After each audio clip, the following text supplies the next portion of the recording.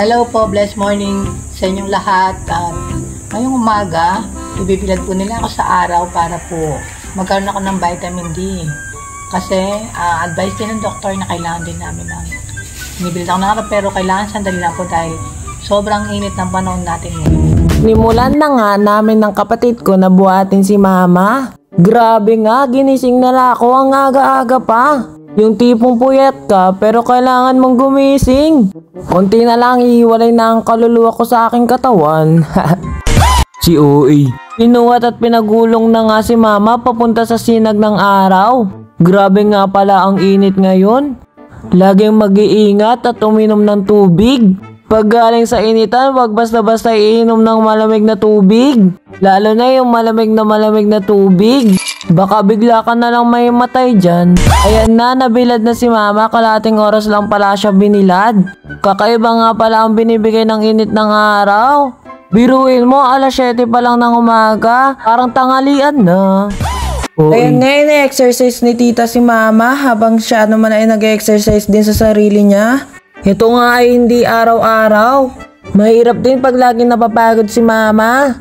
Ayan nga, grabe, parang nanununtok. Let's get ready to rumble! Si Oy. Pagkatapos nga ng 30 minutes, si mama ay pwede nang isilong.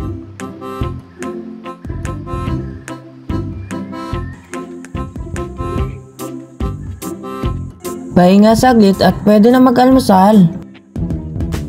Ang almusal pala ni mama ngayon, gatas at itlog, pagkain pampalusog. Kumain ng itlog upang ikaw ay bumilog. Uminom ng gatas upang ikaw ay lumakas. Bagong-bago nga yung kasabihan na yun, no? Si Oy. Yung pandesal nga pala, isasawsaw lang sa gatas. Yaman na. Alam nyo ba, meron na ako naisip na pangalan. Mama's Boy. Follow nyo ako, ha?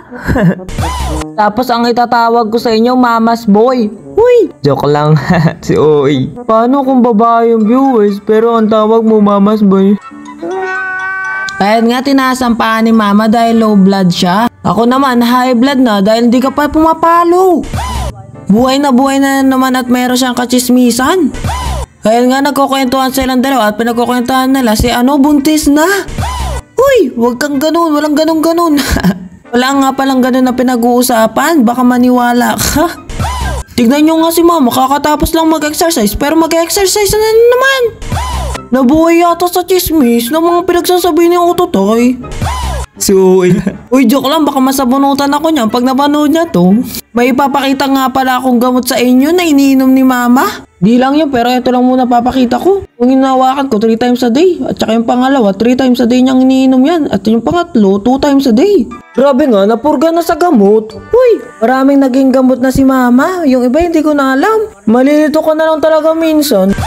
Ayan nga, naglinis yung isa ko pang kapatid. Nagmana lang sa akin yan, parehas kaming pogi. Pero syempre, ako ang pinaka-pogi sa amin lahat. Ang hanap ay pogi din. Uy, baka maniwala ka. Joke lang, walang bakla dito, tol. Di ba pre? Bakla ka ba pre? Ayan na nga, naglinis ako sa paligid-ligid ay puno ng linga. Anong ginagawa mo?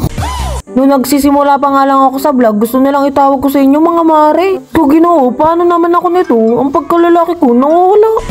Grabe nga naman, nahulog yata ako sa'yo. Naku, wag ka muna masisira. Wala akong pamalit sa'yo. Ganon kita kamahal, ayaw kitang palitan. Uy. Ayan na, ipapasok na nga pala namin si mama. Tapos na kasi sila magchismisan sa labas. Joke lang. Tapos na para mag-exercise si mama. Sobrang init na sa labas. Ito na nga ang sinasabi ko. Bawal sobrang mapagod si mama. Ayan tuloy, kailangan humiga sa kama. Lagyan nyo muna, papahingayin nyo muna. Kaya dali-dali namin binuhat. Pero okay na din yung paminsan-minsan, kailangan ng exercise. Purpose nga pala ng tissue ay ganito. Kaya marami kaming reserve ng tissue dahil nga ganyan ang ginagawa. Pag dudura siya, gagamitin lang yung tissue. Ang mahirap lang dyan pag gabi tapos dudura siya, tulog ka. Siyempre kailangan mong gumising. Hanggang doon lang muna kasi masyado na daw mahaba. Ang daming sobrang